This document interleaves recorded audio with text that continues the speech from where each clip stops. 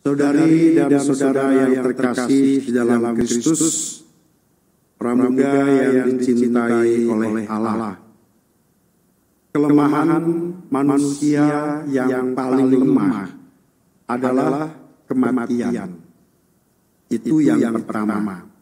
Manusia dengan segala kelemahannya tidak akan pernah mampu melawan kematian. Lalu kelemahan manusia yang kedua yang paling lemah adalah kepedihan, kesedihan, atau menangis. Kedua peristiwa tersebut menandakan bahwa manusia tidak mampu lagi menahan beban yang dialaminya. Ia menjadi manusia yang menyerah.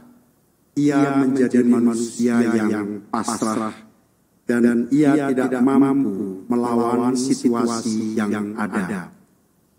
Maka ketika kematian hendak menjemput, manusia akan terus mencoba melawannya. Namun ia tidak akan pernah mampu melawan itu. Ketika kepedihan yang sangat pedih juga ada dalam diri manusia, ia pun tidak mampu melawan itu. Tadi siang ketika saya sedang berjalan, tiba-tiba ada seorang muda yang sedang murung. Dan ketika ditanya, rupa-rupanya ia masih belum bisa move on karena baru putus dengan sang kekasih. Dan kemurungan itu tampak sekali terlihat bahwa pada akhirnya ia menyalahkan entah dirinya sendiri atau ia menyalahkan sang kekasihnya. Kepedihan hati pada akhirnya membuat manusia terkadang harus kalah. Namun tidak demikian dengan Matias dalam bacaan yang pertama, tidak demikian dengan Yesus. Matias sedih ketika ia harus mengkhianati agamanya. Namun ia tahu persis bahwa bukan persoalan ia menyerah terhadap apa yang diinginkan oleh raja sehingga ia harus mengkhianati agamanya. Namun ia tahu persis bahwa kedamaian, kesejahteraan, kebahagiaan yang sejati hanya didapat ketika ia terus berada bersama dengan Allah. Kepedihan itulah juga yang dialami oleh Yesus ketika manusia tidak mampu keluar dari zona nyaman hidupnya. Yesus sedih karena ia melihat bahwa orang-orang Yerusalem tidak mampu keluar dari kesenangan-kesenangan pribadinya. Yesus sedih bahwa Yerusalem akan hancur. Orang-orang itu pun tahu akan ada saatnya kehancuran. Namun orang-orang tersebut tidak pernah mau untuk keluar dari zona nyaman hidupnya dan tidak pernah mau bertobat. Di dalam kehidupan kita pun demikian. Kita tahu bahwa ketika kita habis mengalami kesenangan, kita pun akan mengalami kepedihan. Itulah siklus hidup manusia. Namun kita seringkali ingin mengingkari kepedihan itu.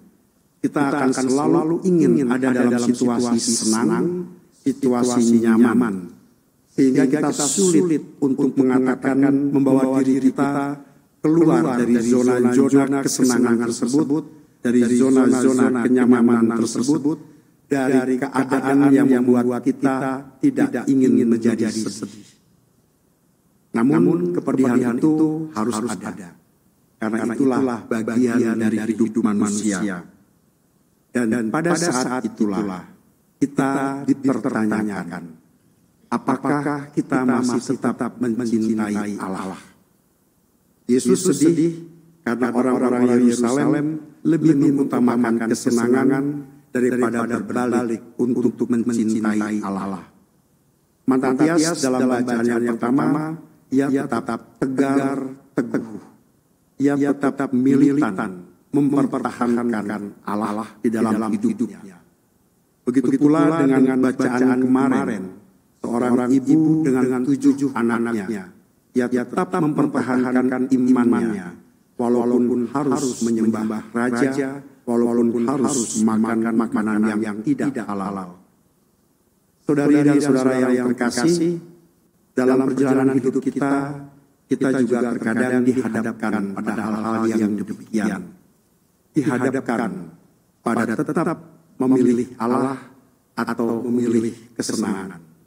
Tetap berada di jalan Allah atau di jalan kesenangan pribadi. Itulah tantangan kita. Janganlah kita membuat Yesus terus bersedih karena kita lebih memilih kesenangan pribadi.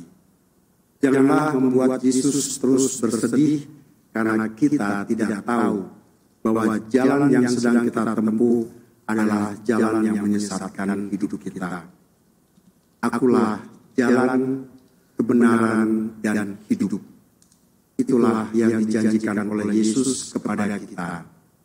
Dengan mengikuti jalan Yesus, kita mendapatkan kedamaian, kesejahteraan, dan kebahagiaan yang sejati.